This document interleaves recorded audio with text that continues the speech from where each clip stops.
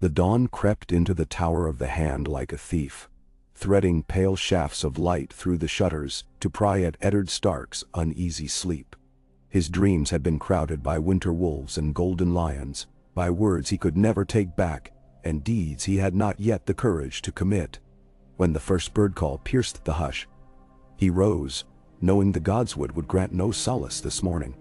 Duty awaited him, harsh as the frost of a northern winter, and honor had grown into a blade with two edges, whichever way he turned it. He washed in silence, the water chilling his knuckles until they reddened. The maester spoke of heat and damp in King's Landing, but Ned felt the air clinging to his lungs as though it wished to keep him here forever. He cinched his doublet and fastened the direwolf clasp beneath his throat. Each movement steady, deliberate. What he must attempt today would demand all the calm the gods had seen fit to leave him. Outside the window, the red keep spires stretched into a sky the color of watered milk. Somewhere below, the city watch drilled in the outer yard. Steel rang faintly, a brittle promise of violence. Yet in this hush, Ned heard another rhythm, the distant roar of the sea, and beneath it the softer pulse of thousands who schemed, bartered and lied within these walls. He had been in King's Landing scarcely a moon's turn, and already each footstep felt as though it strayed toward quicksand. He thought of Sansa first. She was still abed, most like dreaming of tourneys and gallant princes, unaware that the game beneath the painted walls would soon reach for her as well. Arya would be awake by now, of course, her restlessness tugging at Septa Mordane's patience like a terrier at a hem. He smiled at the image, and the smile faded. The city was a pit, and he had brought his daughters to its edge. Bran lay broken in Winterfell. Robb bore the weight of the North upon green shoulders, and Rickon would not understand why his father lingered so far away. One misstep, and the Starks would fall to ruin. He drew a breath and turned from the window. The keeper of Melbourne Tower awaited him in the gloom of his thoughts. Sir Jaime Lannister, chained in a cell that stank of straw and damp stone. The Kingslayer. 7 hells, Ned whispered to himself. How did it come to this? The night before, his men had dragged Jaime through the courtyard, flanked by Iron Throne guards who eyed the lion as though he were a caged bear. Gold hair matted with sweat, green eyes burning. Jaime had spat a gob of blood and grinned when he saw Ned. A hand must have a strong grip, he had said, though the chains on his wrists bit deep, else all the realm slips through his fingers. The smirk had not left him even as the portcullis clanged shut. Ned's own men had urged harsher measures. A Kingslayer deserved a traitor's doom, said Jory Castle, and others muttered that Lord Tywin would marshal an army before the moon turned. Yet Ned heard only the faint echo of Catelyn's letter and the quiet dread between its lines. They hold Sansa dearer by the hour, and the Queen's gaze never leaves her. A caged Kingslayer could bring that gaze to a boil. There were choices no honest lord should face. To keep Jaime Lannister in chains was justice. Plain, immutable. Yet justice might buy his daughter's grave. To barter the Kingslayer's freedom for Sansa's safe return north was cunning, and cunning ranked near treason in Ned Stark's creed. But so, he feared, did leaving his daughter in Cersei's claws. And war was already rumbling beneath the banners like thunder beyond a ridgeline. When boots sounded outside his door, Ned drew his cloak around broad shoulders. A squire stepped in, wide-eyed. Lord Stark, Lord Renly Baratheon requests your counsel at the small hall, and Grand Maester Pycelle seeks word regarding last night's events. Tell Lord Renly I shall attend him after the hour of horse, Ned replied, and inform the Maester my account is unchanged. The lad bowed and withdrew.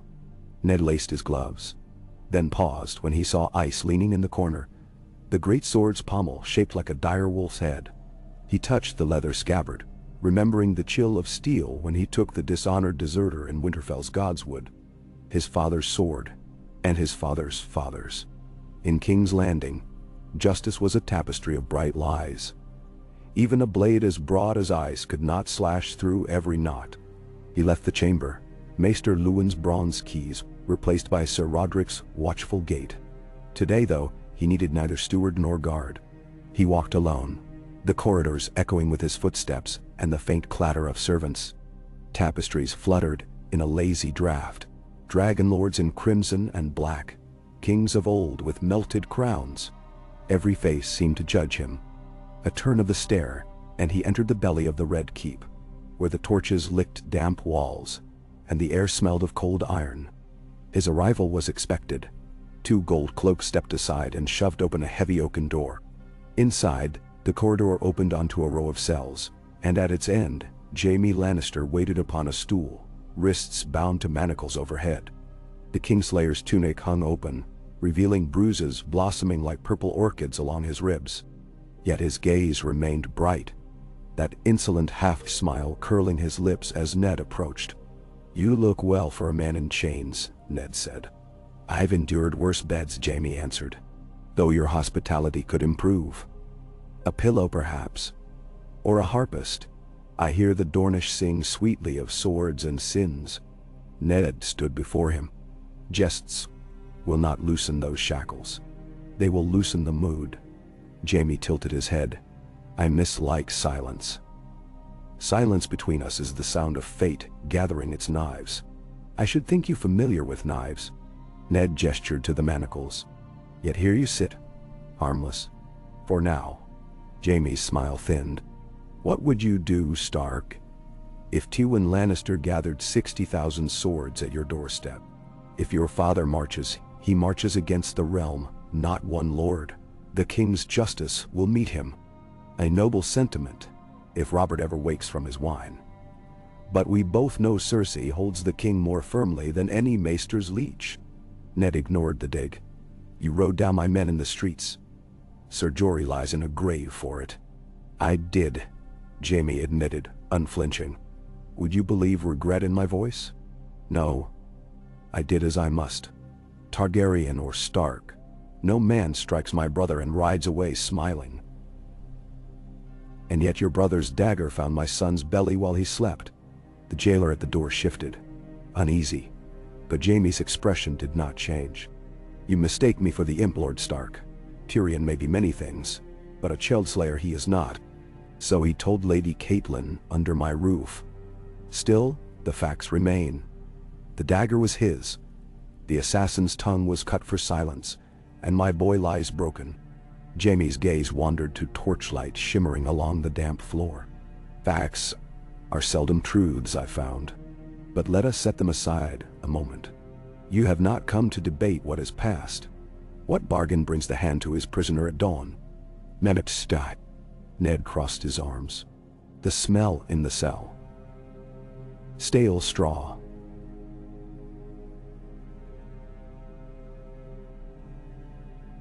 Sweat.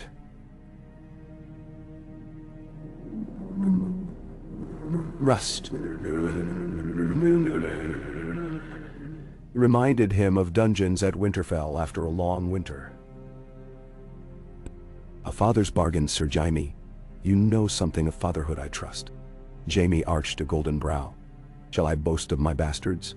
I have none. Or rather, all of mine wear crowns." His smile tasted of arrogance, yet his eyes flickered with something sharper. "Speak plainly." "Sansa," Ned said, as if the name were Talon and Thorn together. "The Queen keeps my daughter close, closer every day. I would see her ride north under Stark banners before the realm breaks. You fear for her safety. I fear Cersei's designs. She has never forgiven my wife's hand upon Tyrion, nor my own accusations in the council." "True." Jaime shifted, chains rattling. "You propose, what? My freedom for your daughters?" Ned replied. Jaime laughed. It rang like glass fracturing. "Do you mistake me for a sack of stags to be bartered? Release me and hope my sister flutters her lashes in gratitude? You ask for Sansa's life, in exchange for her twins." "Namanandaro." Ned's jaw tightened. "The offer is more than you deserve. I can keep you here and hold my daughter hostage to fortune, or roll your skull along the floor of Baelor's Sept and pray that terror stay Cersei's hand. This path at least spares innocent blood. This path at least spares innocent blood." "Does it?" Jaime studied him.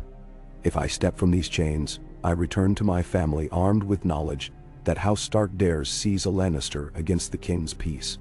My father will not rest until Winterfell's hearths are cold. You risk embers growing to conflagration. The Wondermar. Tywin already girds himself for war, Ned said. Yet a girl's life may temper his wrath. I know something of fathers too.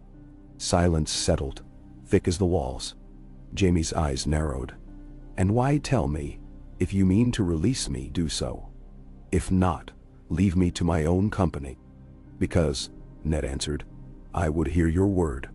Swear that you will see my daughter escorted safely from the capital, untouched and free to return to Winterfell. Swear it upon your honor. Memdermands. Kingslayer's laugh lacked mirth. Honor?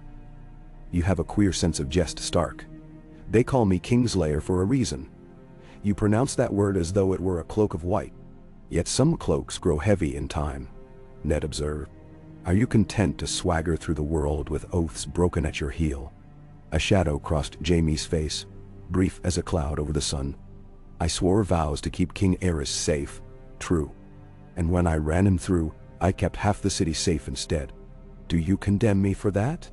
Or have you never broken an oath for love of life? Ned or Sansa?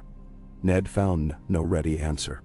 The memory of Brandon Stark's strangled face and his father's burned bones drifted before him.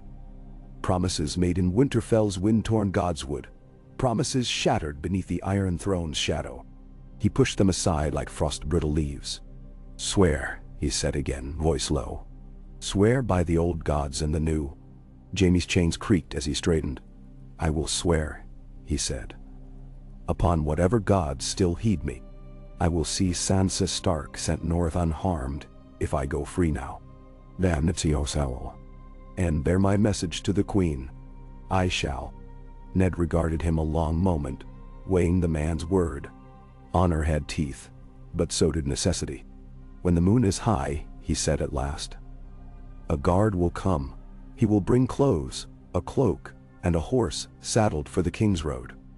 You will ride at dawn's first light, under Lannister colors to the city gate. Spare no moment, there will be eyes enough upon you. Jaime smiled slowly. A bold escape? I might almost admire it. It is not my wish to admire. It is my wish to end this, peacefully. Nee.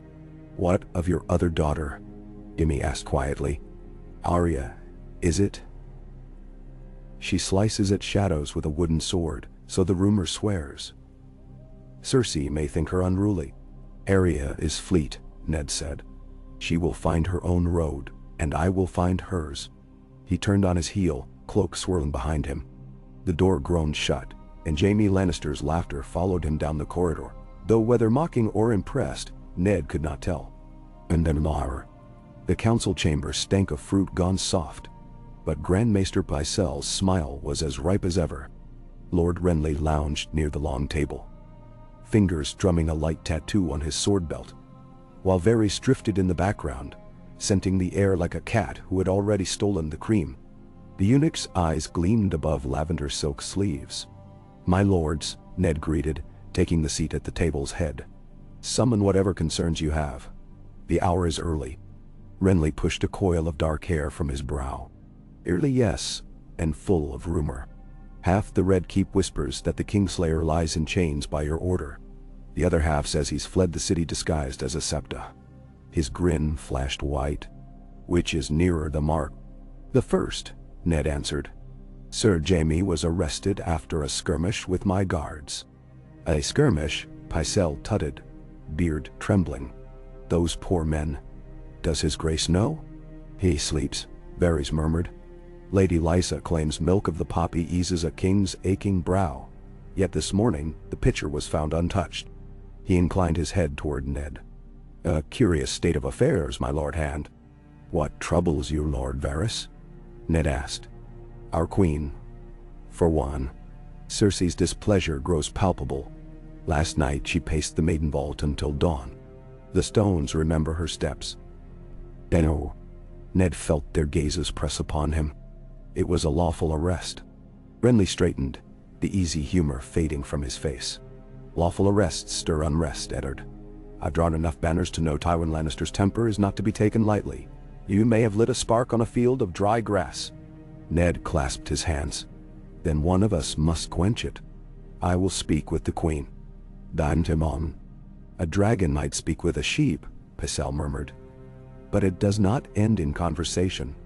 Ned ignored him. Keep the guard doubled on the city gates and the docks. No ship leaves port without inspection. Renly watched him with eyes like polished jade. You have a plan. I have a daughter in Cersei's care. I would not call it a plan so much as a father's duty. Varys's painted grin widened. A duty, yes, and duty can wear many masks. Shall I guess tonight's mask is mercy? Ned did not rise to the bait. If there's nothing more, we should disperse. The king's hunting horns will wake the grounds before noon, and my lords have banners to polish. Now my hammer. Varys bowed. As you command, my lord Hand. He drifted out, footsteps silent upon the marble. Renly lingered. A word, Ned. When Pycelle shuffled away, Renly lowered his voice. Jaime Lannister is not a man you hold lightly. I trust there are wheels turning beyond what I see. There are, Ned admitted. If those wheels crush Cersei's pride, be sure they do not crush your own family in the bargain. Renly laid a hand on Ned's shoulder. A warm gesture, yet Ned felt the weight of warning. The realm is tinder. One spark more. Tinder burns all the same, spark or no when the wind is hot enough, Ned replied. Go carefully, Lord Renly. Renly departed, boots squeaking on polished stone. Ned remained listening to the hollow hush, until he heard a feather-soft cough at the door. Lord Varys, he asked. The eunuch slipped in as though the shadows had birthed him anew. Forgive the intrusion, my lord. I thought you should know. The queen has summoned the High Septon to the throne room. She means to call council in your absence. She will find me present, Ned said. Undoubtedly. Varys' smile turned brittle. And yet, I wonder if the Kingslayer's cell will be empty when you return to it tonight. Ned's heart lurched. You have spies within the guard? I have little birds everywhere. Varys folded his hands. One of them whispered that orders came to slip a draught of nightshade into Sir Jaime's wine. A dead Kingslayer cannot be exchanged for any daughter. Ned's pulse hammered. Who gave the order? Alas, the whisper was faint. Yet the cellars grow deep, and some prefer their wines red as murder. Varys touched 2 fingers to his brow. I would look to the boy, King's cupbearer. Sir Meryn Trant has been seen lurking near the dungeons. A dutiful dog, but one whose leash is held by Lady Cersei. Ned rose so sharply the chair skidded. Thank you, Lord Varys. He strode for the door. One last feather for your cap, Varys called softly. A black courier arrived at dawn from the Eyrie. Lady Lysa's seal. Perhaps it waits upon your desk. I shall send for it. I thought it best, you know. Varys bowed again. The game grows swift, and stones already roll on the board. Ned plunged into the corridor, his mind racing. Poison. I'd. If Cersei meant to silence Jaime rather than risk ransom, Sansa's fate would tighten like a snare. He needed to move before the nightshade found its mark. Wendor. The afternoon sun clawed at King's Landing with hot fingers, but the dungeons remained cool and damp. Ned swept past startled guards with Sir Jorah's badge of office, ignoring their protests. In Jaime's cell, he found the Kingslayer slumped against the wall, chains rattling as he lifted his head. Miss me already, he drawled. Ned took the cup from Jaime's hand. The wine smelled of sour berries. He flicked a finger at the rim and watched minuscule black flecks cling to the glaze. Nightshade. His blood chilled. Someone wishes you dead, Ned muttered. Someone wishes everyone dead. Jaime eyed the cup. Unless you think to poison me yourself. It was not my doing. Ned called to the guard at the doorway. Bring clear water now. Jaime's grin crooked. I doubt it was Tyrion. Either. He prefers witty endings. My sister, then, you see? Cersei treasures me. Ned thrust the cup aside. We move tonight. Sooner than planned. Good, Jaime said. Chains chafe. He looked Ned up and down, studying the tight set of his shoulders. The flicker of winter in gray eyes. Tell me, Stark, when you free me, will you watch me ride away and pray the gods take pity on you? Or will you come north as well? I will remain where my king commands, Ned answered. You owe Robert much, do you? Jaime's laugh bounced off stone. You owe him your father's bones roasting? Your sister's tears? Your nephew's life? Baratheon justice has a curious flavor. This is not about Robert, Ned said. Jaime shook his head, golden hair clinging to his brow. All of it is about Robert. His love for your sister, his hate for mine, his crown, his drink, his regrets. The realm lies upon a bed of old wounds that never closed. He sighed. But by all means, let us open them wider. Ned stepped back. Drink the water when it comes. Keep your strength. Ah, sympathy. Jaime's smile wavered. Has the dire wolf grown fangs of mercy? I do not relish killing men bound and helpless. Perhaps not. Jaime's eyes glittered in torchlight. But you may find yourself forced to kill them unbound and far from helpless before this ends. Ned said nothing. The guard arrived with a clay jug and a dented cup, and he waited while Jaime drank deeply. When the Kingslayer's chain sank once more into straw, Ned turned to leave. Remember our bargain, Jaime called. I am a Stark, Ned replied over his shoulder. I remember. But memory alone would not spare Sansa. Steel, wood, and cunning, and the hope that somewhere behind Jaime's sardonic mask, there remained enough honor to keep a promise. It was a fragile hope, like the first frail ice upon a lake that yearns already for spring. One night arrived, draped in velvet, cloaking the Red Keep's turrets in languid shadows. Ned paced his solar, the windows thrown wide to the warm breeze carrying the scent of lilac and harbor silt. On the desk lay Lysa's letter, broken seal bleached by candlelight. Its words crawled through his mind. I fear the Lannisters still. They will strike through the very heart if left unchecked. Guard your children, brother. Ned tapped the parchment. Lysa's fear had become his noonday shadow. Yet, fear without action was a sword without edge. He closed his eyes, gathering resolve until it pulsed like a heartbeat in his throat. The plan must shift. Not dawn, but midnight. Silence would be his ally. A discreet rap at the door broke his thoughts. Tamard entered, a plain brown cloak folded over one arm. My lord, he whispered, the passages are clear. The Godswood gate stands open. Good. Ned took the cloak. Tell Will to saddle 2 horses, one black, one chestnut, and meet us by the postern leading to the river gate. No torches. Tamard hesitated. Your daughter, if things sour, she will be safe, Ned said, though the words tasted of wishbone and prayer. Go. When Tamard left, Ned rounded the desk and lifted ice from its rack. The weight steadied him. He sheathed the greatsword across his back and drew up the hood. He would go unremarked amid the keep's narrow stairways where shadows lay thickest. And if he were remarked, ice would speak. He stole down stairwells spiraling like augurs into the keep's heart, slipping past the snoring of off-duty guards. At a narrow door, half hidden behind old crates of dried figs, he paused. His breath rasped in his ears. Then he slid the latch. The passage beyond smelled of dust and riverstone. A single tallow candle guttered in a sconce, throwing just enough light for careful steps. At its end waited Wellington, lantern darkened with soot. Ned nodded once, and the man tugged his cap low. Together, they descended into the dungeons. Keys whispered as the lock turned. Jaime Lannister rose when they entered, his chains already unhooked. The Kingslayer had dressed in plain leather breeches and a faded jerkin, though nothing would disguise that lion's mane of hair. Ned tossed him the brown cloak. Mind your face, he said. Jaime twirled the cloak over his shoulders. A peasant I make a poor one, but the night is forgiving. Not forgiven enough, Ned warned. He led the way, torchlight carving quick shapes on damp walls.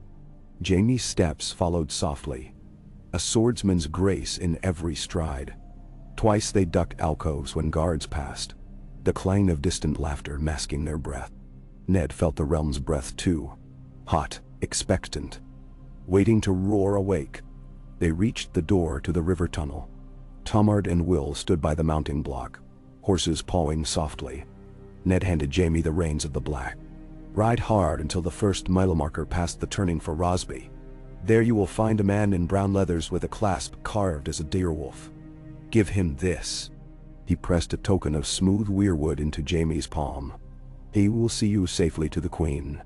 "And the girl?" "My letter names the place and time.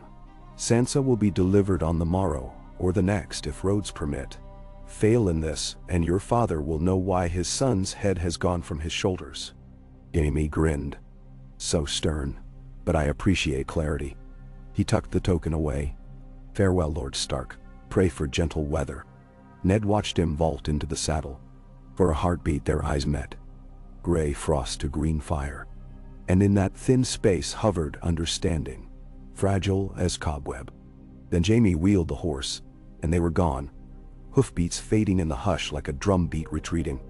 Tamard closed the gate. "Might be the last we see of him," he muttered. "If the gods are kind," Ned replied. Yet the gods had shown him scant kindness of late. He turned northward, toward the keep's inner walls. There was a long night's watch ahead, and a dawn that might bring either peace or ruin on swift wings. When Sansa Stark stood by a window in Maker's Holdfast, gazing at the torchlit bailey far below. Moonlight silvered her auburn hair, and her hands twined restlessly at her waist. She thought of lemon cakes cooling in the kitchens, of Septim Ordain's gentle snores, of Lady's soft gray eyes that would never look upon her again. But mostly, she thought of her Lord Father walking paths she could not follow.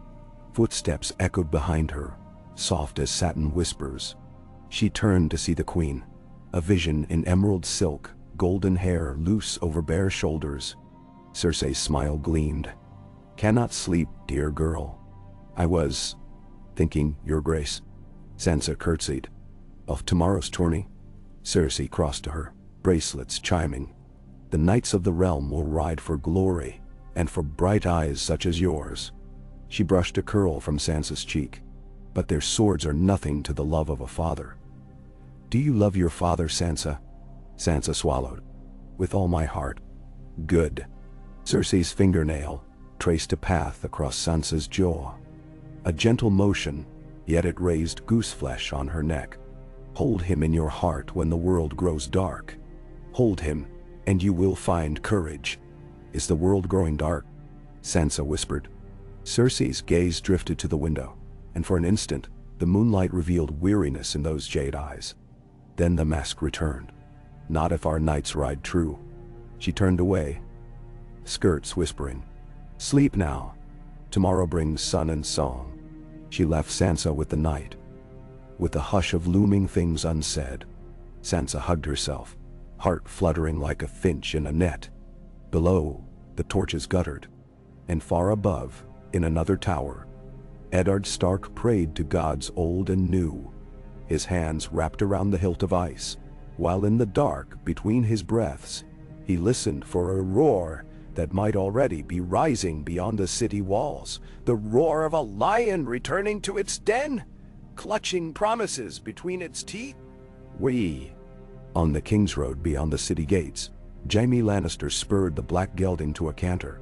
The wind whipped his hair, cool upon sweat-damp skin. Freedom tasted of dust and risk, and something fierce in his veins. He laughed aloud. Sansa Stark, he mused. A tall girl, they said, with her mother's coloring and her father's stubborn mouth. He pictured a girl's earnest eyes staring up at him as he rode into the courtyard of the Red Keep.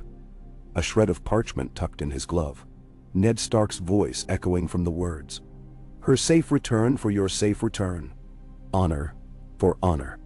What a jest. Honor.or. Jaime pressed his heels and felt the horse surge beneath him, strong and sure. If Tywin's banners marched, if Casterly Rock's great forge of hot iron and colder will unleashed its might, the direwolf and the lion would clash until the snows melted red. Yet one girl's life might yet thread a needle through their pride. He rode on through moonlight, the woods hushed and close, until the city's lights dwindled behind him.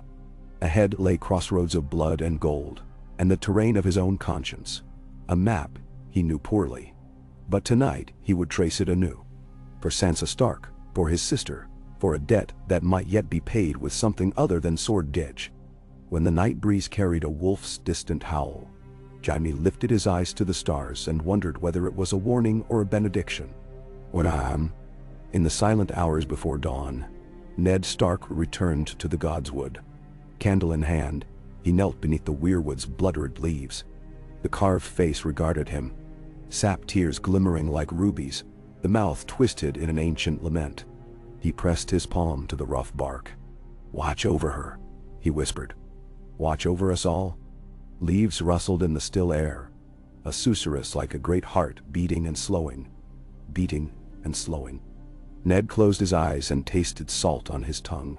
Whether from tears or the sea's distant tang, he could not say. Behind him, the keep slept. Before him, dawn bled faintest gray into the sky, heralding a day no raven had foreseen. He rose, cloak brushing dew-damp grass, and walked back toward the tower. Each step felt heavier than the last. The hour of reckoning crept closer, and whether it bore peace or ruin, it would find him standing, sword drawn or unhelmed, for the sake of a daughter who loved lemon cakes and a songbird's trill. 5 hours would scarcely contain the tale that now unwound across Westeros, from Wolfswood to Golden Rock, but the first threads were cast, the loom set humming, and in the hush between heartbeats, as the city dreamed uneasy dreams, the game's pieces shifted on the board, guided by a father's trembling hand and the promise of a lion with laughter in his eyes. Kya, Pao Wing, Amondor. The sunrise that followed Ned Stark's long night crept over the Red Keep with reluctant fingers, as though even the light feared to trespass on what a single dark hour had set in motion. The sky blushed faint rose above rooftops, still slick with dew, and gulls wheeled in a languid dance over the glittering mouth of the Blackwater. Yet within the castle walls, the hush felt brittle, a thing one breath might shatter. Ned stood at his chamber window, gauntleted hands braced on the sill, watching the city rouse in fits and starts. Smoke spiraled from fishmongers' huts along the river. Bells clanged in the sept of Baelor, thin and earnest. Somewhere down in Flea Bottom, a mongrel bayed at nothing at all, and the sound floated upward with the reek of cook fires and dawn-lit refuse.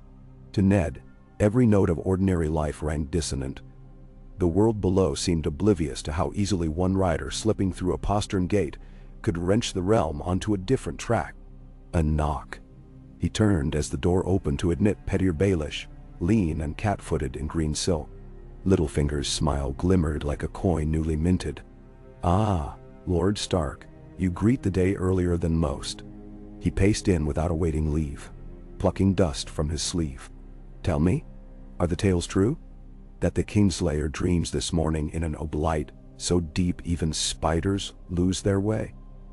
"Shower. Sir Jaime is secure," Ned said, shaping each word as though it weighed a stone weight in judgment. "So secure no gaoler can find him to count his rattling breaths, I see." Littlefinger's eyes sparkled with the delight of gossip, half confirm. "One might think you wish to hide him from the Queen herself." "I wish many things, Lord Baelish." Ned met that sly gaze with flinty calm. "None of which require your counsel." Littlefinger's grin curled fox-sharp. "Perhaps not.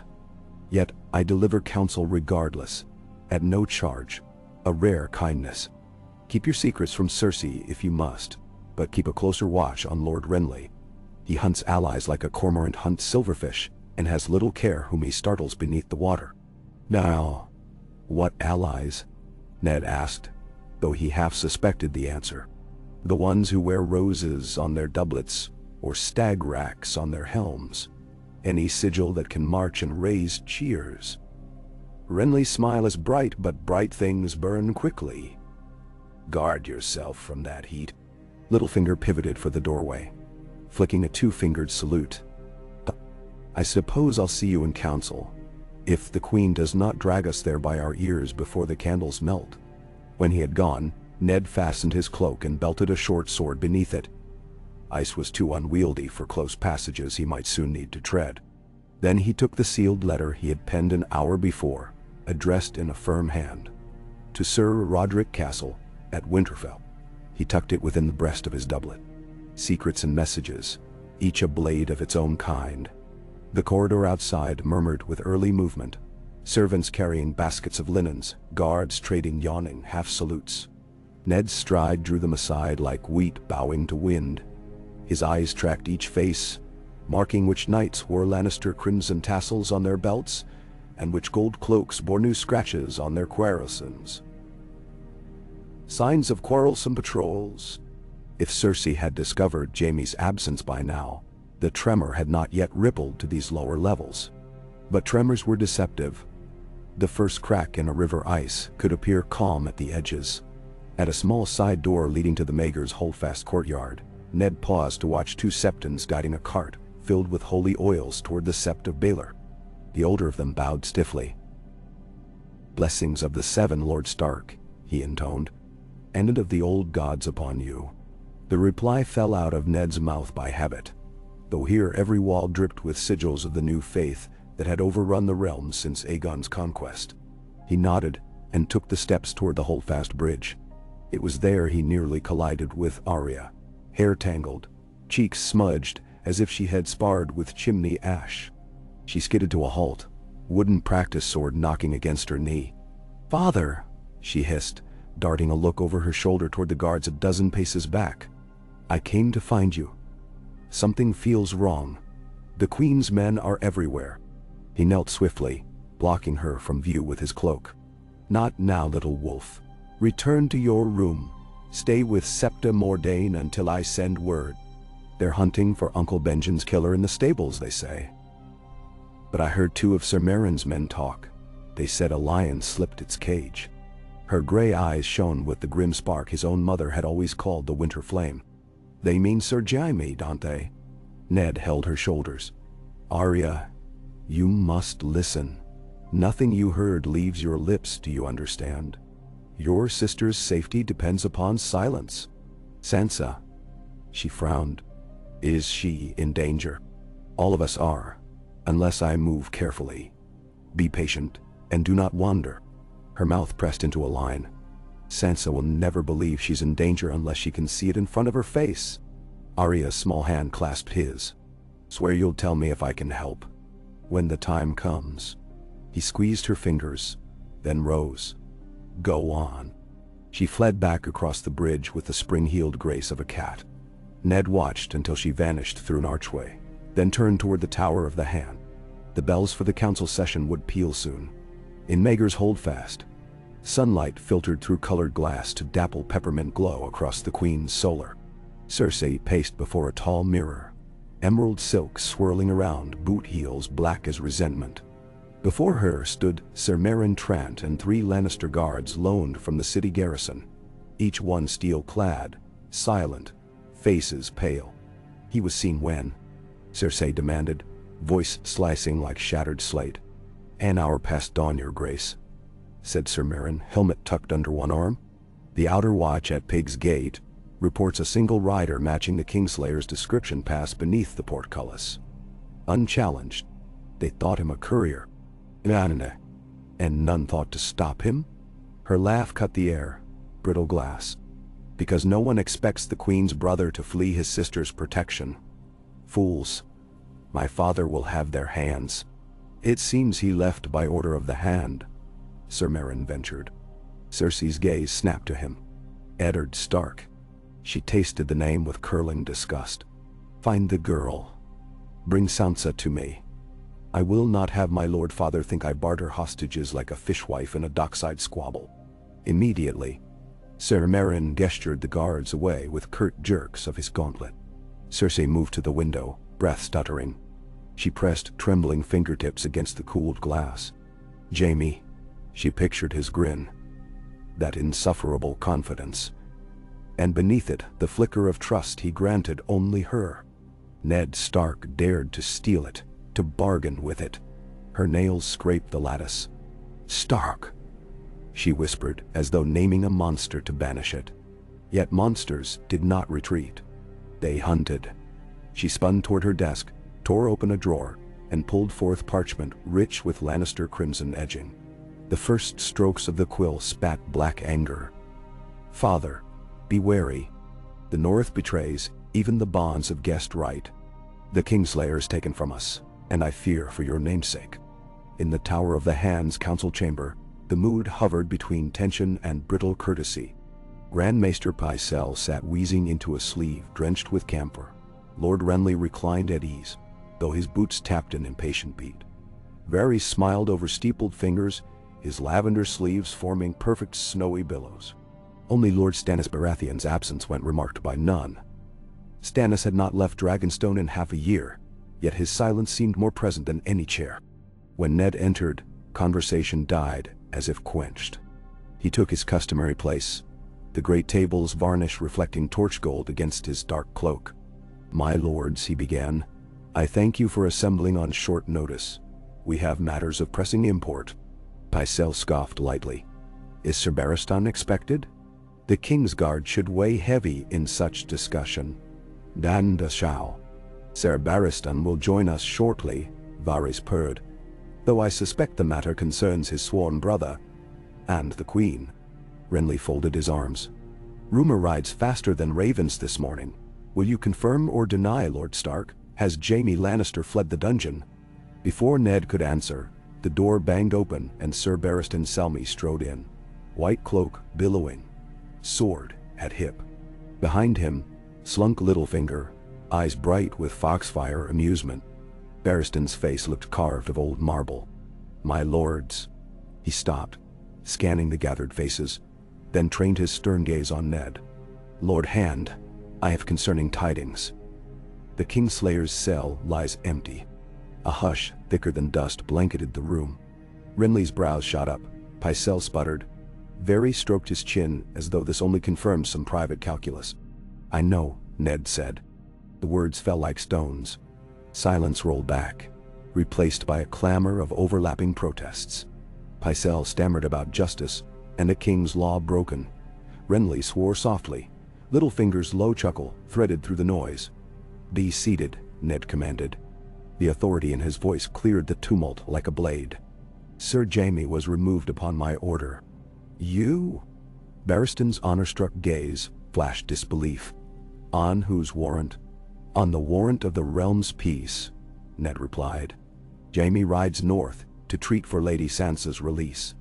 Renly sank back, mouth parted. "A hostage exchange? Call it what you will," Ned said. "The Queen holds my daughter as surety against my silence. Now she must weigh that against her brother's freedom." Pycelle shook. "You overreach, Lord Stark. Only the King may dispense prisoners of the realm." "The King is in no condition to command," Renly said quietly, and all eyes darted to him. "Your pardon, Grand Maester, but we cannot await Robert's recovery each time crises strike. The Hand's power is broad, yet not boundless," Varys murmured. "The small folk will chatter. A Hand trades Kingsguard captives like coin. It sets a precedent some might find disturbing. And if it saves a child's life?" Ned met Varys' gaze steadily. Littlefinger snorted. "Spoken like a man who thinks children's lives truly matter in the game. Touching." "Then," Renly's chair scraped, "the matter stands. What's done is done. We must shepherd the consequences." "Consequences indeed," Pycelle wheezed. "You think Tywin Lannister will let this pass? He will call banners before nightfall." "He is already mustering," Varys said, almost gently. "My birds glimpsed Lannisport's forges burning through the moonless hours. Yet this move may temper him. A living son rides home, after all." Ned steepled his hands. "We must speed Sansa north before Lord Tywin receives word. Ser Barristan, you will escort her under guard." "Der." The old knight nodded once, though pain lay behind his eyes. "I obey, my lord. We must hope the Queen consents." "She will," Ned said, praying his voice did not betray uncertainty. "Jaime's letter bears my seal and my terms. She'll see reason." Littlefinger clucked. "Cersei and reason dine rarely together, I've found. Prepare for sharp words, or sharper steel." He flicked an invisible speck from his sleeve. "Still, drama keeps the board lively. I'm at your service for logistics, should Coin oil any hinges." "Done." "Coin has done enough harm here," Ned said. He rose. "If there is no further matter." Pycelle coughed, retrieving a scroll from his sleeve.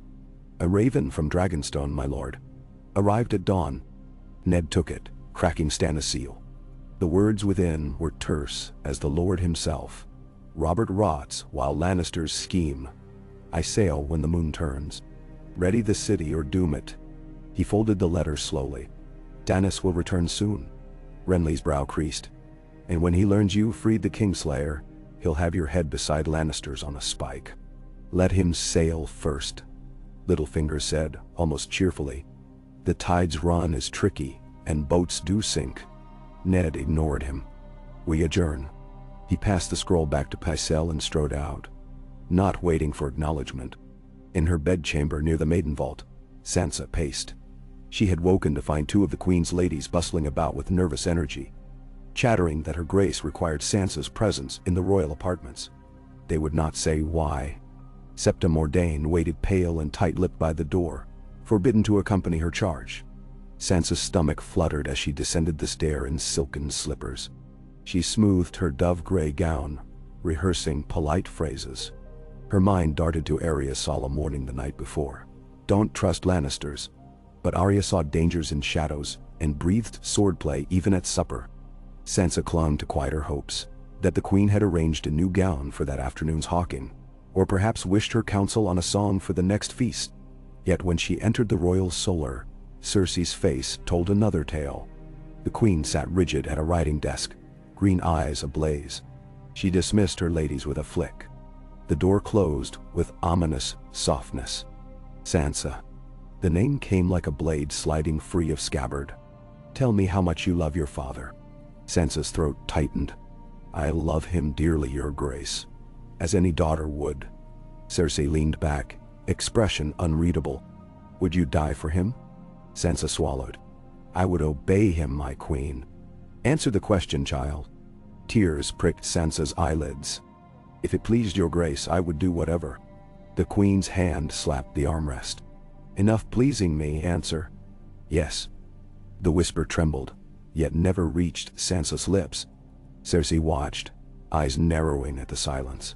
Your father has taken something precious from me, she said, rising to circle Sansa like a lioness gauging weakness. My brother, my blood, and he trades that blood for yours. My father would never hurt Prince Joffrey. The words spilled before she could weigh them. Cersei snorted. Oh, he hurts him even now, though the boy does not yet see the wound. Stark honor. The rot beneath its linen wrappings stinks already, but no matter. She halted before Sansa, voice softening to a purr. You will write a letter, sweetling, to your brother in Winterfell. You will tell him father has acted rashly, that he must come at once to King's Landing to swear fealty and return Jaime to us. Sansa's pulse thudded. Robb cannot ride so far. He can, and he will. Cersei guided Sansa to the desk, placing quill in trembling hand. Write. Every word precisely as I say. Sansa scratched the quill across parchment, forming letters blurred by tears. She penned the deceit under threat unspoken, but clear as steel. Your father's life, your sister's, your own, all dangle by threads. When it was done, Cersei folded the letter, pressed her sigil, and smiled as a mother might upon a daughter's first stitch. You did well, she murmured, brushing Sansa's cheek. Now go. Rest. This game tires the prettiest pieces quickest. Sansa stumbled from the solar, heart hammering a frantic rhythm. In her chest bloomed a creeping realization. Whatever hope her father wagered lay threatened not only by swords but by ink and parchment as sharp as any blade. Beyond the city walls, thunderheads gathered over the wide wheat fields. Jaime Lannister rode beneath them, cloak snapping. He had met the Outriders where Stark promised. A narrow smithy near the Rosby Fork, its sign worn blank by wind. The man in brown leather stood waiting with fresh horses and 2 spare cloaks. No words passed beyond the exchange of the Weirwood token. Yet the man's eyes held a glint of curiosity Jaime knew too well. News would travel faster than any rider. Now he pushed onward, flanked by 6 Lannister guards dispatched hurriedly from a way station he'd passed at midday. Fierce lads, eager for their lord's praise. Jaime felt the weight of their deference like ill-fitted armor. They believed he fled some stark treachery, not rode to satisfy it. He let them believe. Truth was a coin minted in uneven edges. Flip it, and it sliced. At sunset, they paused where an abandoned sept sagged beside a dried creek. Jaime dismounted beneath a sky flushed with the kind of fire that glazed clouds in copper and set distant hills aglow like molten coin. While two men wrangled water from a cracked cistern, Jaime wandered the crumbling nave. Owls had nested in a fallen rafter. Feathers littered shards of stained glass. He trailed fingers through gray dust and found a broken figure of the warrior, sword arm cleaved away. "A god without a blade," he murmured. "My twin in ruin." He knelt, running a thumb over the severed shoulder. Images flickered. Eris's wild eyes as wildfire bloomed behind his throne. Ned Stark's father strung above pyres, Cersei's hands cupping his cheek the night he took the white cloak. He felt again the vow he'd broken, and the city he'd saved, and he did not know which weighed heavier across years. Footsteps behind. The senior guard, Sir Garmon Osgrey, if memory served, bowed. "My lord." The men ask our heading. They hear rumors Tywin summons all his banners to River Run. "We ride west," Jaime said, rising. "To Harrenhal, then the Trident's crossings." "My sister waits." "Harrenhal lies close to River Run," Osgrey noted carefully. "The River Lords gather there. So let them gather." Jaime flexed stiff shoulders. "I bear a message that may yet still their waters." Osgrey blinked but nodded. "We ride at first light, then." When the guard left, Jaime sat against the ruined god. He drew a thin-bladed dagger, its edge keen. In the waning glow, he carved a single straight line through the dust on the floor, north to south, then another crossing it, east to west. A crude compass. At its center, he placed the point of the dagger and pressed until wood creaked. "Honor," he whispered to the empty sept. "Guide me at least as true as steel." In his heart, a wolf howled, and a lion roared, their voices plaited into one strange note that carried into dreams. Night roosted in King's Landing once more, cloaking alleys in velvet gloom. Arya Stark crouched on the tiled roof of a disused granary inside the walls, breath ghosting white. Below, two gold cloaks ambled past, torches bobbing. She waited until their light dwindled, then slid along the slate ridge, toes hooking cracks, fingers splayed. She found the loose tile she'd pried at dusk. Under it lay a bundle. Needle-thin steel sword, stolen loaf, skin of watered wine. Enough for a journey, she hoped. Father had bade her stay, but the Queen's men hunted Sansa and whispered of Ned Stark's arrest. Lies perhaps, yet lies often planted their roots deep. Arya could not sit idle. Syrio Forel had taught her that water dancers flow where the tide calls. Tonight, the tide called her beyond these walls. A shadow flitted across the moon, drawing her gaze. The Red Keep's tallest tower, stabbing skyward like a spear. Fate perched up there, she thought, in coils of raven feathers and words sealed with wax. Well, let ravens and their masters plot. She would do. She slithered down a drainpipe, boots silent on the courtyard's gravel. A stray cat hissed and bolted. She padded along the servant path to the outer stables, moving from arch to barrel to shadow until she reached the gate.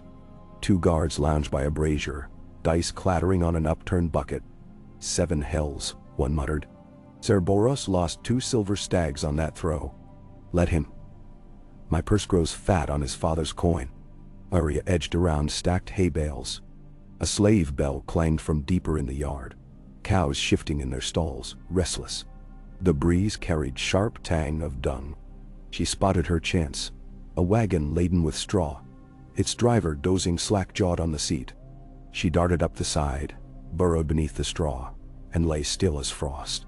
The wagon lurched, wheels squealing. Minutes stretched like pulled dough. Heartbeats counted the distance to freedom.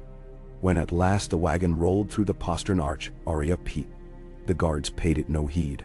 She suppressed a grin. The night cloaked her now, and beyond the city lay roads branching like game-board lines toward destiny. She vowed to find Sansa, or father, whichever the gods placed first in her path. She clutched her sword's hilt and breathed the scent of earth, grain, possibility. Far away in the crimson cellars beneath Casterly Rock, Lord Tywin Lannister stood before a table spread with campaign maps. Candles threw hard gold light over his stern features, and the pinched lines around his mouth. Sir Kevan Lannister read from the Queen's letter, voice echoing faintly off red marble walls. My lord husband lies in stupor. The wolf deals sharper than rumor suggested. I fear for the realm and for Jaime's life. Tywin's eyes narrowed, but his hands remained steady where they rested on the table's edge. She fears for herself more than for the realm, he said. Kevan folded the letter. What answer do we send? None yet. Tywin's gaze swept the markers. Miniature lions carved from smoky quartz, each denoting a battalion. I will not be prodded by a panicked effusion of ink. We gather at Harrenhal as planned. Jaime will ride there. If Stark means ransom, he will come too. And if Stark means war, Tywin's voice turned to iron. Then war he shall have, and the North will remember the price of taking a lion for prey. He touched a finger to the trident on the map. Do. But I suspect the wolf's belly twists with conflict already. He will trade. Our part is to show teeth, so that the price grows favorable. Then Crunchal, Kevan inclined his head. Shall I dispatch ravens to Banefort and Ashmark? They await word. Send them. Tywin's eyes glinted. And to Riverrun. Remind Hoster Tully that the river stones run red when disturbed. Kevan bowed. Ate once. He left, boots muffled against plush carpets. Tywin straightened, smoothing the silk of his doublet. Jaime, impetuous, brilliant, exasperating, played games for sport. Yet even Jaime might see a bargain in this. One girl, no true hostage, in exchange for safe passage and silence. Tywin would polish that bargain until it shone like gilded steel. He turned to the shadows at the rear of the chamber. You did not speak. Out stepped a figure cloaked in mouse brown, face obscured beneath hood. Words are arrows, the stranger said, voice neither young nor old. Loose too many and the quiver empties. Tywin's gaze remained flat. Have my gold cloaks, in the capital responded. They await a spark, the hooded one replied. But a cunning hand could turn them from the wolf to the lion with the right purse. Tywin nodded once. Keep them waiting, but ready. The figure bowed and slipped away, leaving Tywin alone with maps, candles, and the rising drum of imminent conflict. He allowed himself one breath, deep and measured. Then he blew out a candle, plunging half the room into shadow, and leaned over the map once more. The game tightened. Ned Stark climbed the narrow stair to the rookery. The keep's apex bore a wind sharper than King's Landing's sticky heat. Here he tasted a ghost of northern chill. Maester Varman greeted him, gray robes fluttering like startled doves. Any message, my lord? The maester asked, eyes rheumy. Yes. Ned pressed the sealed letter to the man's hand. For Winterfell, to Sir Roderick or my son Robb. Swiftly, Varman tucked it into a leather satchel. The raven will fly within the hour. Weather favors him. Let us hope. Ned turned to the arched balcony. Ravens cooed and shuffled within their timbered nests. One hopped onto the parapet, head cocked. Ned regarded the bird. The black of its feathers reminded him of Night's Watch cloaks, and of Jon atop the wall under star-strewn skies. Has Jon heard of Bran's fate? Of my plight? The world fractured, scattering his children along its jagged edges. Footsteps clattered behind. Ned pivoted, hand-brushing sword hilt. But it was Varys, gliding up the stair with eerie silence, silk whispering. Forgive the intrusion, Lord Stark, he said. The Queen has summoned her brother's sworn brothers of the Kingsguard to her solar. Sir Barristan included. She did not request your presence, but I imagine she soon will. I welcome it, Ned answered. We must speak openly. Varys lifted a brow. Openly is rarely how she speaks when cornered. Beware poisoned honey in her voice. Meaning, I fear she will dangle Sansa before you as bait for some concession. Varys plucked at an unseen loose thread on his cuff. If you yield too much, Tywin will bite off the hand you extend. Yield too little, and the girl might bleed for it. What would you have me do? The same perilous dance I urge every lord. Lead with resolve. retreat with cunning, and never let the music choose your steps. He smiled sadly. But wolves hear their own drummers. Ned exhaled. You speak in riddles. Truth wrapped in silk is still truth. Varys bowed. I came because my little birds heard of a girl with a wooden sword who slipped through the stables tonight. Ned's gut turned to ice. Arya? Where? Gone it seems, though not far yet. The wharf-masters saw a wagon roll toward the Sept of the Seven in the city's south quarter. Its cargo straw, but its shadow lengthened oddly, as if hiding more than bundles. Varys' eyes softened. I doubt she crossed the river yet. Ned gripped the parapet. Cersei's guards hunt every corner already. If they find her, she's quick. Doc. Varys placed a calming hand near his sleeve. But haste is key. I will find her. Ned stepped past, descending. Thank you. Varys watched him go. The eunuch sighed, turning to gaze over the city sprawl. Above, clouds gathered, dark as bruises, pregnant with summer storm. He wondered which would shatter first, the sky or the fragile peace Ned Stark tried to stitch between one heartbeat and the next. On a barge drifting down the Blackwater, a lantern swung from the mast, casting ripples of gold across dark water.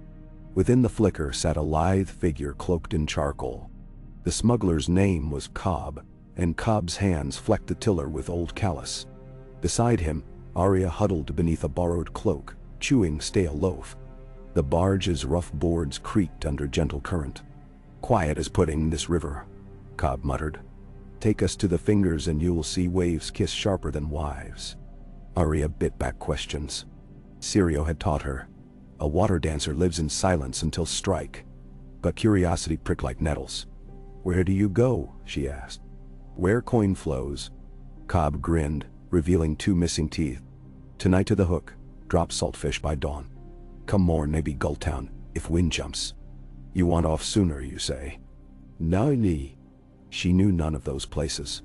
Yet each would carry her farther from the Queen's claws. I need to reach a crossroads inn near the Trident. She repeated words she'd eavesdropped from Master of Coin conversations. Cobb whistled. That's Horse Road, not Riverway. He scratched stubble. But I can set you ashore where King's Road meets Turnbridge. You ride from there. I have no horse. Then you find one, he snorted. Or walk. Many feet tramp that track. She nodded. Thank you. The words felt too small. Cobb spat overboard. Thank your coin when I see it. He eyed her bundle. Unless you've none. Arya pulled a silver stag from her boot. More when I get my pony. He cackled softly and turned the barge's nose into mid-channel. Arya settled, letting the boat sway lull her. She pictured Sansa, pale in some tower, and her father forging alliances with words so brittle they cracked at enemy touch. She pictured wolves howling across a moonlit sky, calling her home. She would answer in her own time. Swift, silent, needle in hand. Back in the Red Keep, Ned found Sir Barristan crossing the corridor outside the Queen's apartments. The old knight's face was ashen. She refuses, Barristan said without preamble, voice hoarse. The girl remains under her protection until Sir Jaime returns. Ned's pulse hammered. That was the agreement. She claimed she struck no pact. It was done without her consent, hence void. A door opened behind them. Cersei emerged, flanked by Ser Meryn. Her smile radiated triumph chilled by rage. You overstep, Stark. She raised a scroll, the letter Sansa had penned. Your daughter invites her brother south to mend your treason. A sweet child. She trusts her father will do right. Ned's stomach twisted, but his voice stayed steady. Release her, and send that letter north. I will not hinder it. Cersei laughed softly. You have no power to hinder anything. You were hand, past tense. The king has relieved you of duty. Robert lies insensible. Ned felt the moment teeter. One wrong word could tilt it into blade-drawn chaos. He has spoken nothing. He has signed. She produced another parchment, seal fresh, ink wet. The king's will. You are dismissed, and I ascend as regent until my son comes of age. Man in Chahar, Domo. Barristan's hand fell toward his sword. Ned raised a palm. I must see his grace. You shall, Cersei purred. He sleeps deeply. But with a whisper, he managed to scratch his name. Such devotion. She waved, and guards stepped forward. Escort Lord Stark to his chambers. He should rest. Tomorrow we ride to confront his traitorous northern kin. Ned set his jaw. This is madness. Madness. Her gaze glittered. Madness would be letting you poison Jaime's oath to me. Madness would be letting your savage daughter roam free with secrets. She leaned close, breath warm. I did not start this dance, Stark, but I will lead. Guards closed in. Ned allowed them to grip his arms. No blade could carve a path through 20 swords in a narrow hall. He met Barristan's eyes. The old knight looked pained, but no rescue lay there. In silence, the hand of the king was marched away, each step echoing like a drum over still water, calling distant armies to war. Far to the north, near the Twins, Robb Stark trained with Grey Wind on the banks of the Green Fork. Ravens circled overhead. One bore the black and white feathers of Winterfell's rookery, the other crimson wax of King's Landing. 2 messages, twin talons. Robb heard their cries as omen, and felt the first faint curl of cold wind, though summer still ruled the land. He whistled Grey Wind to heal, and watched those wings approach, heart battering. A choice awaited him, written in ink yet heavier than any sword: ride south to a city of daggers, or raise the banners of the north. He touched the hilt of his sword, his father's parting gift, and whispered a single vow beneath his breath. One wolves howled too. Across snow-rimmed fields, we will not be broken. Far above, storm clouds split, thunder growled, and the realm shivered as the first drops of summer rain began to fall. The candle gutters once, twice, then dies, snuffed by a breath of night seeping through the arrow slit. Ned Stark sits in its frail smoke, wrists manacled to an iron loop set in the stone behind him. The cell is narrow, coffin-like, yet he can still lift his eyes to the barred window and see the first hints of dawn graying the sky beyond the city's eastern wall. Each time he draws breath, he tastes rust and seawater, King's Landing's ceaseless stench filtering even here. But it is the slower, colder taste of memory that hangs in his mouth. He thinks of Winterfell's godswood after fresh snow, of the white weirwood crowning its silent pond. He thinks of Catelyn's fingers lacing through his own, of Robb's first staggering steps across a rush-strewn floor, of Arya hurling herself from a stair with wolfish laughter. And he thinks, above all, of Sansa, alone in the Queen's clutches. A father's thoughts circle like ravens round a corpse, dark, unrelenting, feathered with despair. Keys scrape the corridor. Ned straightens, every muscle aching from a night chained upright. Torchlight flickers and Varys glides into view, robed in shadow-colored silk, a single lamp cradled in both hands. He gestures to the Lannister guards flanking him. They withdraw 2 paces, enough to grant the illusion of privacy. "You keep ill rooms, my lord," the eunuch murmurs. "May I?" Without waiting, he sets the lamp on the floor, then kneels to examine the manacles. Rusted and poorly forged, Lannister gold favors glitter over craft. Ned's shackled wrists clink. "You bring news or pity?" "Perhaps both." Varys eases back on his heels. The Queen convenes the council at midday to name Sir Meryn Trant Lord Commander until Sir Jaime's return. A dramatic gesture. Sir Barristan's white cloak must chafe. Nancy. She thinks titles will forge her throne from sand. It is not thrones she forges, it is chains. She believes you broken. I come to judge whether that belief is safe. Ned studies the spider's bland face. You risk much in coming. A spider risks strands for the web's sake. My loyalty is not to her nor to you, but to the realm. Varys's voice drops to a whisper.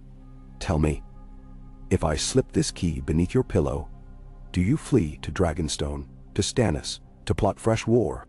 Or do you ride to River Run and stir another hornet's nest? I must weigh outcomes. You misjudge me, Lord Varys. I will ride nowhere while my daughter is hostage. Then perhaps the key belongs elsewhere. Varys produces an iron pick as slender as a hairpin, sets it between Ned's palms. For the door opposite yours, a cell barely large enough for a girl. The queen took a bastard child yesterday, a barge skiff thief, thinking him Arya in disguise. Too dark of hair, too old, but he will lose a hand for it by dusk. Your choice, Lord Stark. Test the pick in your locks or in his. He steps back. The guards reclaim me in 3 breaths. Ned's fingers close around the pick. It feels light, insignificant, and yet the steel bites his skin like truth. He looks up. Why? Because every father should keep one hand free, Varys whispers, then rises. On cue the guards return. Lord Stark, the eunuch announces in a voice polished to obedience, until luncheon. They depart, door groaning shut. Darkness swallows the lamp's glow. Ned sits, listening to his heart. He slides the pin into the right manacle. Tumblers rasp. Stubborn Tartai. He feels the metal yield. Click. The shackle drops. One hand free. He does not unlock the second. Instead, he slips the pick inside the ragged edge of his sleeve, out of sight. The other prisoner, the boy, by dusk. Ned forces breath steady. A single free hand changes little, yet perhaps, like a lone spark, it waits for dry tinder. Far above, in the Queen's solar, Sansa Stark kneels before a polished oval mirror. Septa Lyanna stands behind her, braiding auburn hair into an elaborate southern twist. The woman's fingers tug sharply, as though each pull might anchor Sansa in place. She stares into her own eyes. Watery, rimmed red from crying long past midnight, and wills them steady. The mirror reflects more than a girl of 13 in a sea-gray gown. It reflects a piece on a board, carved fine and fragile, waiting for the next move. Cersei enters without preamble. 2 handmaids follow. One carries a small ebony box clasped with silver. Leave us. The Septa curtsies, retreats. With a snap of her fingers, Cersei opens the box and removes a coil of delicate gold chain, each link set with a seed pearl. Stand. Sansa rises. The queen drapes the chain around her throat, fastening at the nape. Pearls for purity, she says. A reminder. Her fingers linger on the clasp. When your brother arrives, you will greet him in the same gown. He must see you unharmed.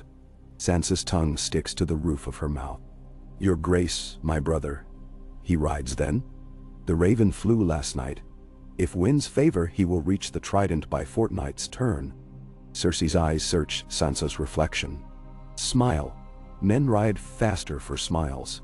Sansa forces her lips to curve. The motion cracks something behind her teeth. Better. Cersei murmurs. Keep that smile through breakfast. Prince Joffrey will dine with you. He practices gallantry.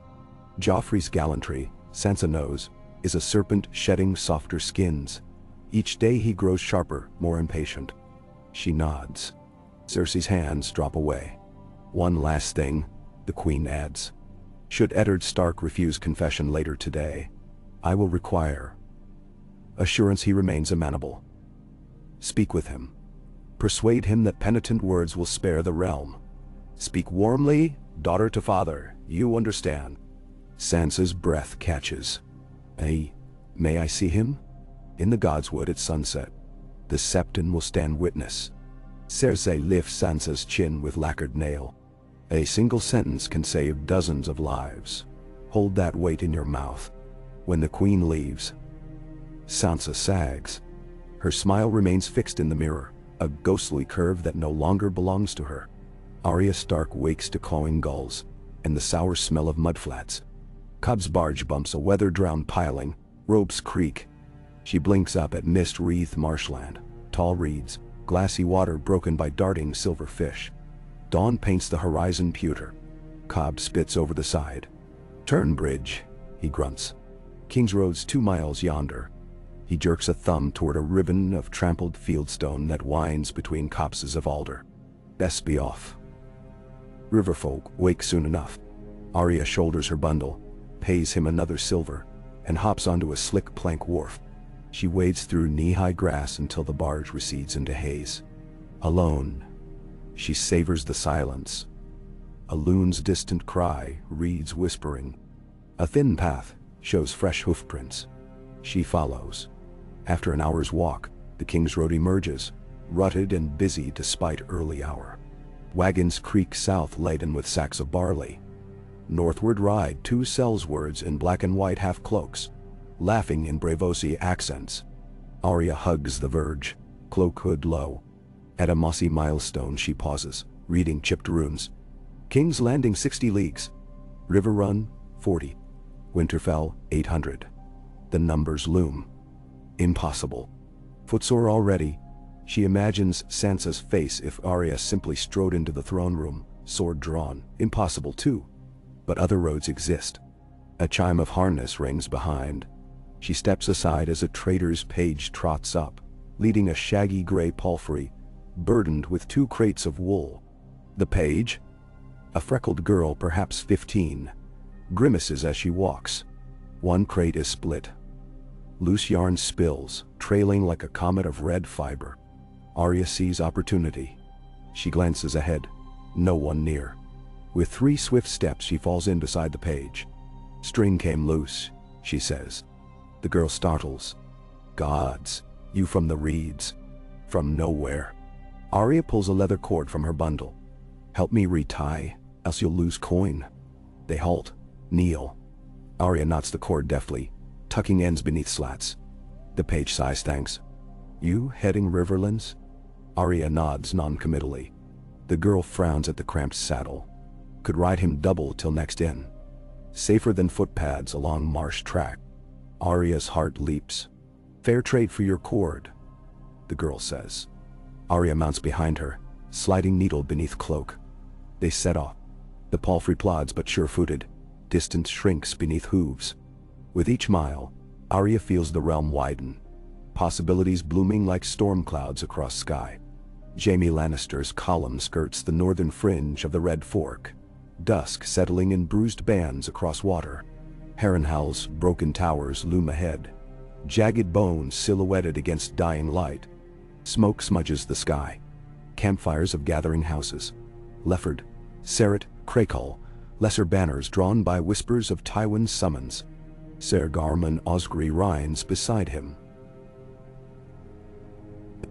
"Reports say, lady, went Grant's guest right, but Roose Bolton holds the gates with her leave." Stark's bannerman sniffing lion scent. "Bolton," Jaime recalls pale eyes behind dead smile. "Hell be courteous while sharpening knives under the table." They ride beneath scorched archway into a courtyard broad as Market Square. Blackened stones, still smell of the dragonfire that melted them a century past. Banners flap from makeshift poles, flayed man, lion, bat of Went. The garrison crowds to witness the Kingslayer's arrival. Jaime dismounts. Swagger unchanged, though saddle sores gnaw. A tall man in somber gray steps forward.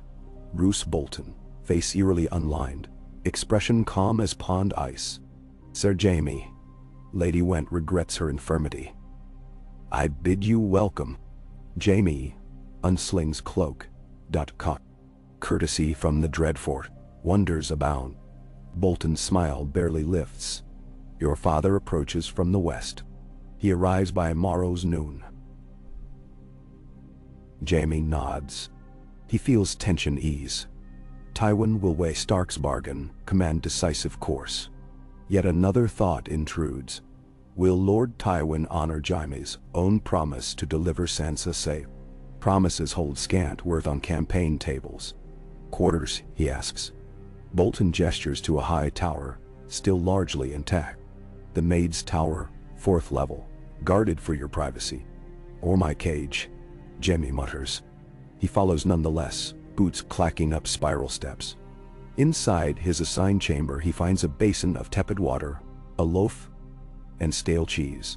He washes grime from face, then stands by narrow casement, watching torches flicker across the yard.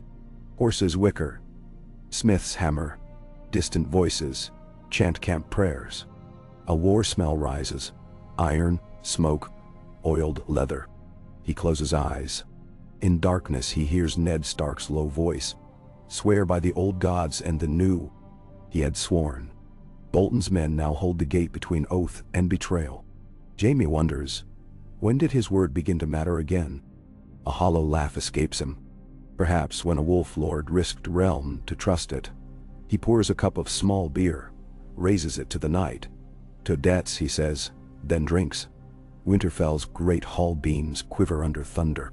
Summer storms seldom reach this far north so early, yet rain drums, lightning crackles, and for one moment Robb Stark feels as though castle walls themselves draw breath with each rumble. Candles gutter in long rows down the board. Beside him, Catelyn clutches a fresh opened raven scroll, wax still soft, imprint of a crowned stag. Stannis, she murmurs. He lands at Storm's End within the month, claims Robert unfit to rule, demands oaths. Robb's jaw sets. Another front.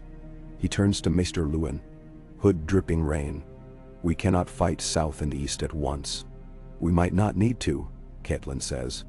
She passes another scroll, sealed with a direwolf sigil, yet not their own. Inside, a parchment carries Sansa's elegant hand. Father erred in judging the queen. You must come to King's Landing, bend the knee, return honor. Bring no army. Your loving sister, Sansa.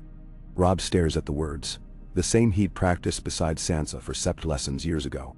Yet every curve seems stiff, unnatural, like a puppet pulled by strings too tight.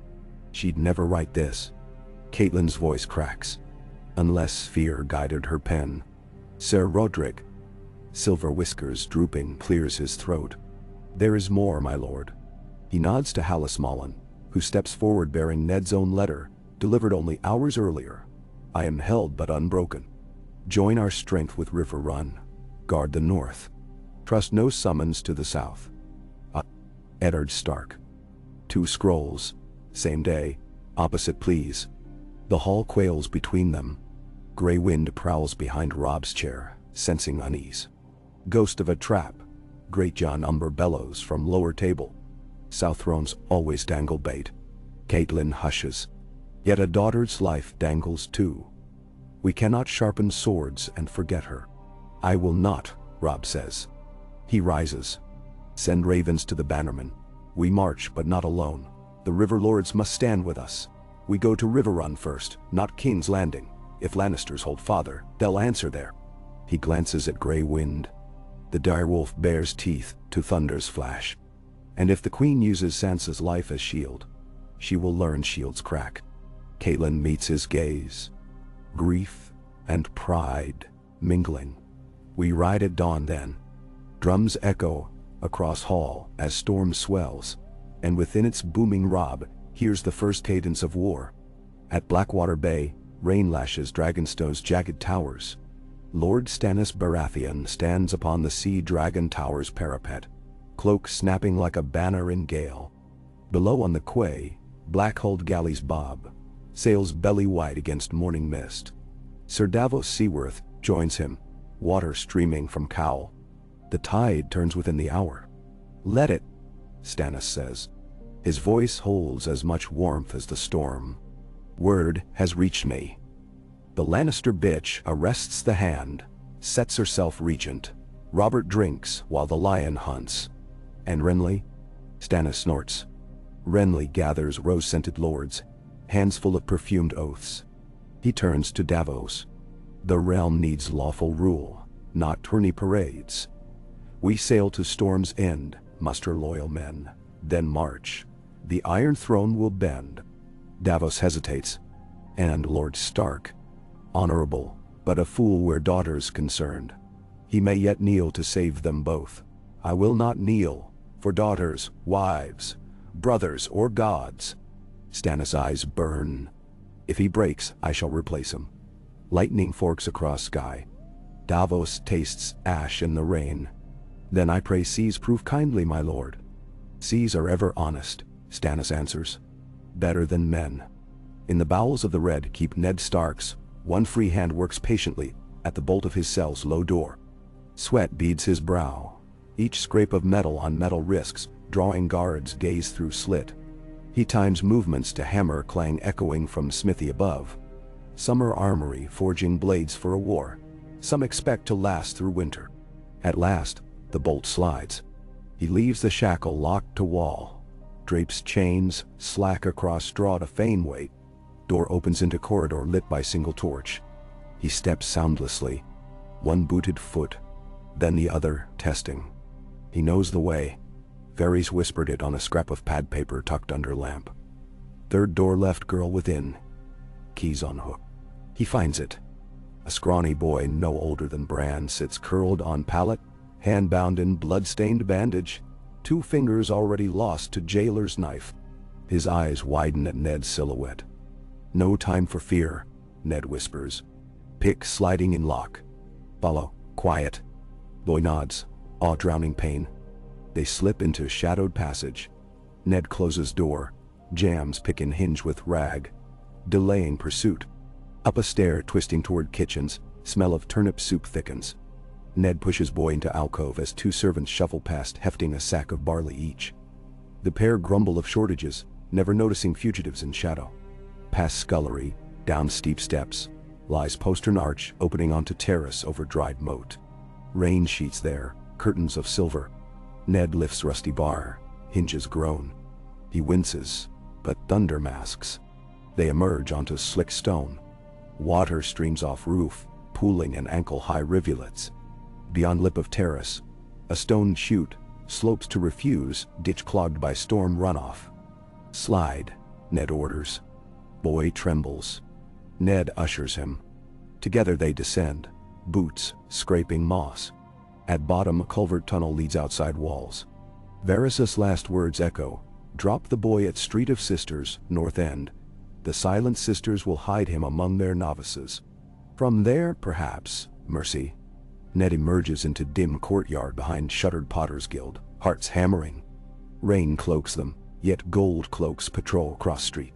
With calm he tucks boy beneath tattered cloak, arm draped like father's.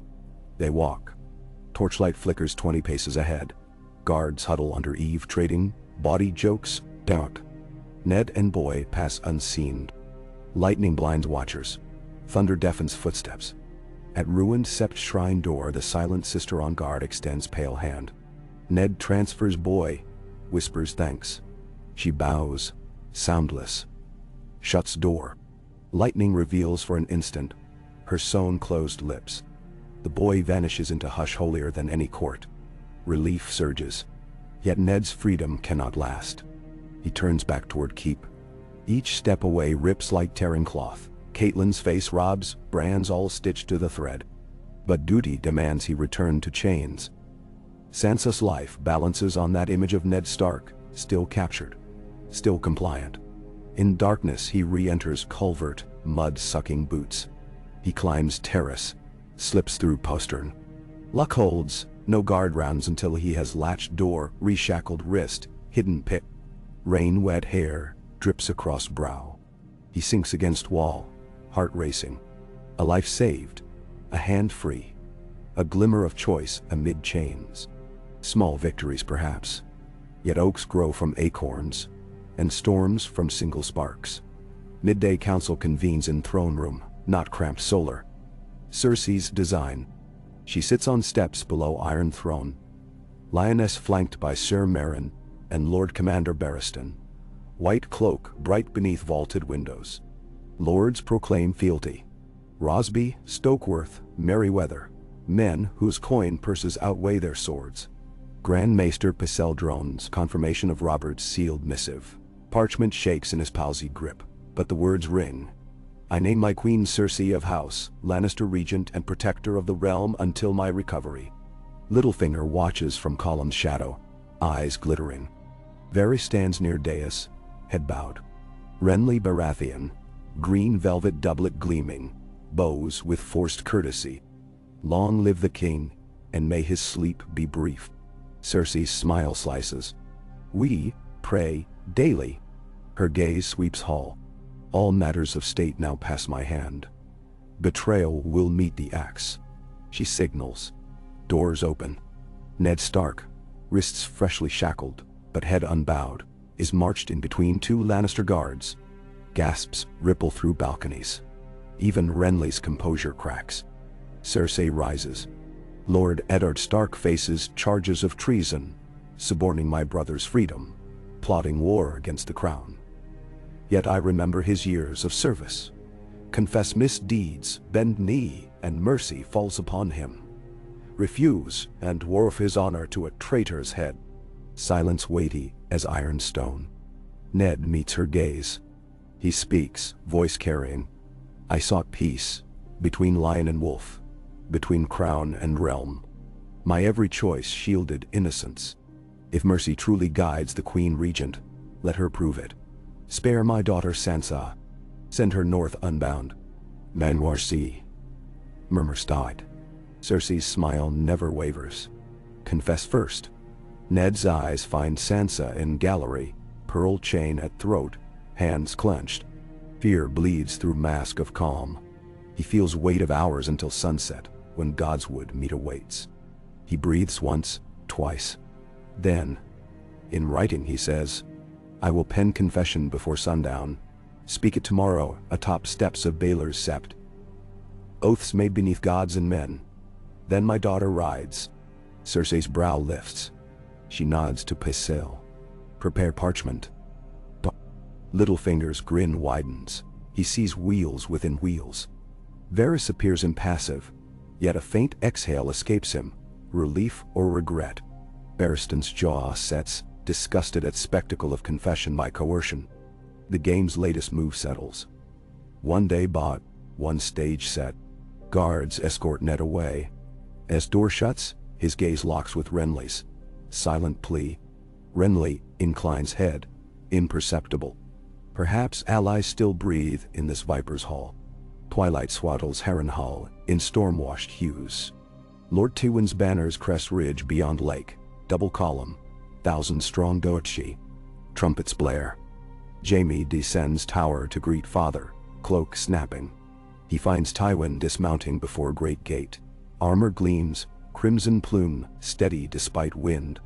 Father, Jaime begins, but Tywin's eyes sweep over him searching. You rode unguarded, through enemy fields. I rode with 6, enough. Tywin's gaze hardens. Stark trusted you with leash but kept your cub hostage. Now he demands the North's safety. Clever. Jaime hesitates. He bargained for his daughter. Nothing more. Nothing is ever, nothing more. Tywin waves to nearest captain. Ravens tonight, one to Queen Cersei. Hold girl. No return until Stark kneels honest. One to Kevin. Strike Derry lands, draw Tully out. He turns back to Jaime. Your promise holds weight only if fulfilled. Ensure girl remains a set until war favors us. Jaime's gut twists. I gave my word she would travel unharmed. And she will, when terms suit. Tywin strides into yard, entourage swirling. A lion keeps promises on lion's schedule. Jaime watches, silent. He feels oath's chain tighten around neck. Not forged by Stark, but by his own father's will. Night deepens, torches flare. War stirs. Sansa sits in Godswood at sundown. Candles flicker beneath red-leaved heart tree, their wax pooling like pale tears. Septa Lyanna waits near gate, prayer book clutched. 4 Lannister guards stand sentinel. Ned enters, wrists bound but legs unshackled. Rain has ceased. Earth steams beneath humid dusk. Father and daughter face each other. Candlelight illuminates lines on Ned's face she never saw before. Etched deeper than mere fatigue. My sweet, he says, voice raw. Tears brim, but she steadies. Father, the Queen, she will spare you if I bend. He smiles faintly. Words may yet save us. But truth must stand, even bent. She draws breath. Robb rides south. I wrote, under threat. I know. He wishes to embrace her, but guards edge closer. He steps back. Remember who you are. Wolf-born. Whatever words I speak tomorrow, remember. Will they hurt you? They will parade honor on a chain. But chains can break. He pauses. Arya lives. Surprise widens her eyes. Hope flickers. Ned continues. Listen well. When the Queen releases you, ride north. Tell Robb he must call banners, but hold them at River Run until River Lords join. United we stand, divided we bleed. Mandism Tirat. Sansa nods, wiping tears. I will. She lowers voice. Joffrey, he boasts he will wield executioner's sword when you confess. Mother says the king chooses mercy, but Joff, he loves the sight of fear. Ned's heart clenches. Whatever he claims, stand tall. A true queen draws strength from compassion, not cruelty. Remember it when rule passes to gentler hands. Guard captain clears throat. Time. Ned gazes upon Sansa. One last heartbeat. Memorizing shape of her cheeks. Tremor of lip. He turns away, iron weighing ankles though not shackled there. Leaves whisper overhead. Last breath of day stirring them like restless spirits. Night again, black cells. Ned sits composing confession by flickering lamp. Little fingers quill, Pycel's parchment, ink still drying. He writes lies shaped as truths. I conspired with Robert's siblings.